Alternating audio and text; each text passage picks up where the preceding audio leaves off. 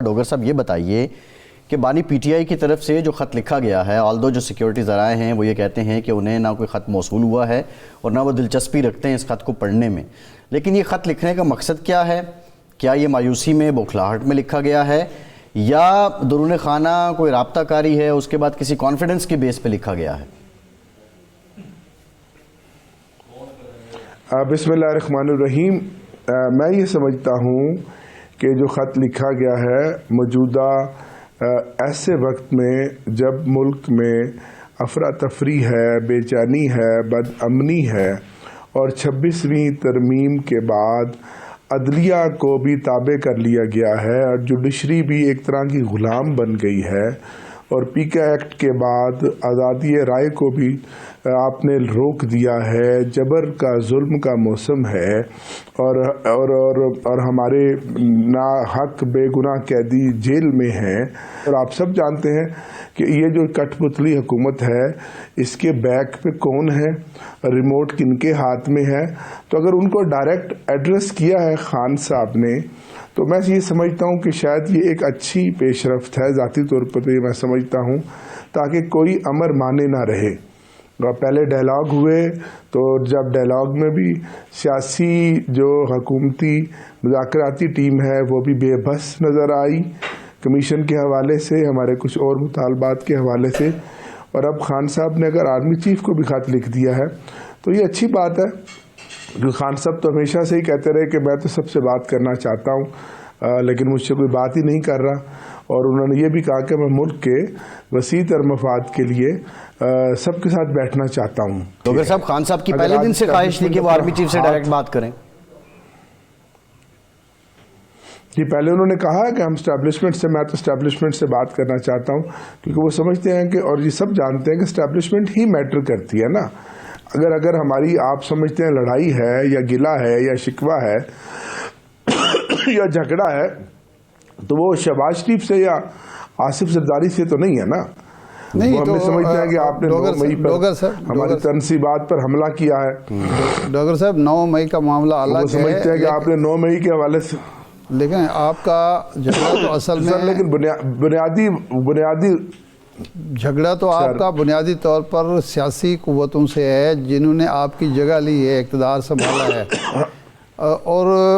آپ مذاکرات کی میز پر آئے یہ کہہ کر کہ جی ہم ان سے بات کرنا چاہتے ہیں، ان کو آزمانا چاہتے ہیں، لیکن مذاکرات کی چوتھا دور آنے سے پہلے ہی آپ پیچھے ہٹ گئے۔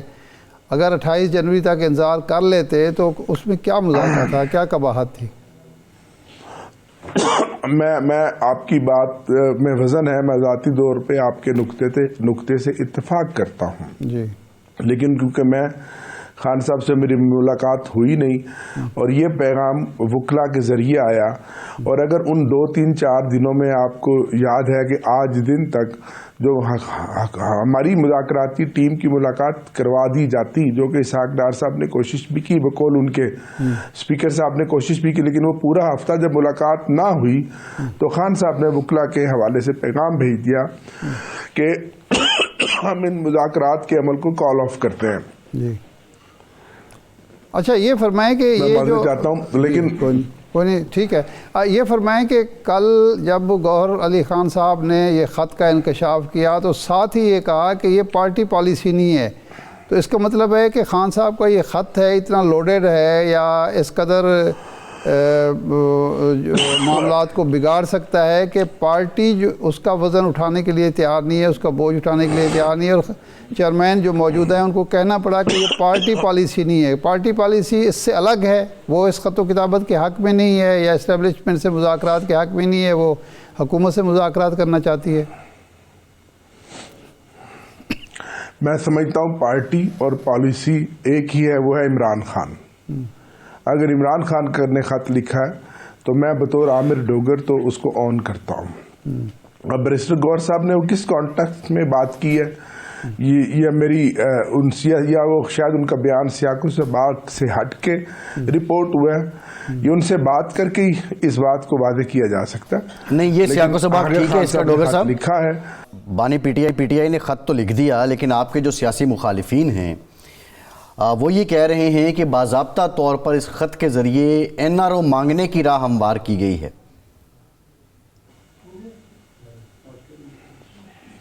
سر ان کو تو ان کے حلقوں میں تو بڑی بے چینی ہے. تو صبح آج میں نے چیک کیا تھوڑا بہت, ان کو تو کافی تشویش ہے اس بات پر. وہ تو نہیں چاہتے کہ ظاہر ہے کہ پی ٹی آئی اور عمران خان کی اسٹیبلشمنٹ کے ساتھ کوئی بات آگے بڑھے, تو کیونکہ ان کی نوکری کا سوال ہے اور ان کی حکومت کھڑی بیساکھیوں پر انہی کے سہارے ہے, تو اس سے بڑھ کر میں اب اور کیا بات کروں.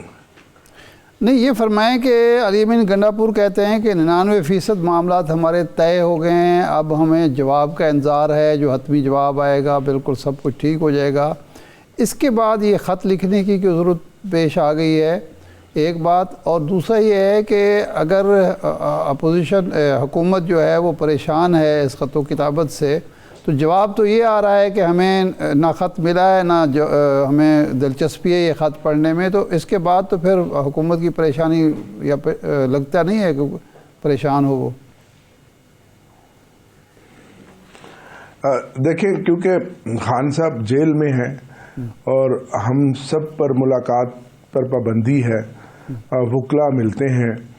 ہم پولیٹیکل لوگوں سے اجازت ہے نہیں. اب اس خط کے سیاق و سباق کیا ہیں, اس کا ڈرافٹ کیا ہے, یہ کن حالات واقعات میں لکھا گیا ہے, اس پر ابھی وضاحت 1-2 دن میں میرا خیال آ جائے گی. لیکن یہ بات ضرور ہے کہ علی امین صاحب نے جو بات کی, ان کے معاملات بالخصوص 24 نومبر سے پہلے تو بہت حد تک قریب چلے گئے تھے, اور اگر 24 نومبر کو وہ بات مان لی جاتی اور پڑاؤ تھوڑا سا پیچھے ڈی چوک سے پہلے ہو جاتا, تو ٹیمپریچر جو ہے جس طرح نیچے جا رہا تھا, تو آج حالات کافی مختلف ہوتے.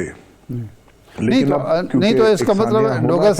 صاحب اس کا مطلب ہے کہ حکومت یا جناب نقوی صاحب, محسن نقوی صاحب یہ ٹھیک کہتے ہیں کہ آپ کے اپنے لوگوں نے معاملہ بگاڑا ہے, اور فیصل واوڈا یہی تو کہتا ہے کہ پارٹی کے کچھ لوگ ہیں جو نہیں چاہتے کہ عمران خان صاحب باہر آئیں. اب سر میں تو یہ سمجھتا ہوں کہ دونوں طرف کے لوگ کچھ اس طرح کا کھیل کھیل رہے ہیں. دونوں طرف ہی اس طرح کے لوگ ہیں جو نہیں چاہتے, کیونکہ حکومتی حلقوں میں بھی کئی پاور سینٹر بنے ہوئے ہیں, اور پی ٹی آئی میں بھی آپ نے دیکھا کہ گروپنگ ہے. تو دونوں طرف کے ہی شاید لوگ یہ نہیں چاہتے تھے کہ یہ معاملہ توڑ چڑھے, لیکن بالآخر اس نے توڑ تو چڑھنا ہے نا, آج نہیں تو کل اس کا حل تو نکلنا ہے. لیکن ڈوگر صاحب یہ فیصلہ تو ہونا ہی ہے نا. آخر ایک بڑی لمبی جیل کاٹی ہے عمران خان صاحب اور کاٹ رہے ہیں, اور پے در پہ مقدمات کا بھی سامنا کر رہے ہیں, اور سزائیں بھی ان کو ہو رہی ہیں, اور بڑی بھونڈے کیسز میں سزائیں ہو رہی ہیں. تو آخر کب تک؟ نہیں ڈوگر صاحب, لیکن ڈی چوک جانا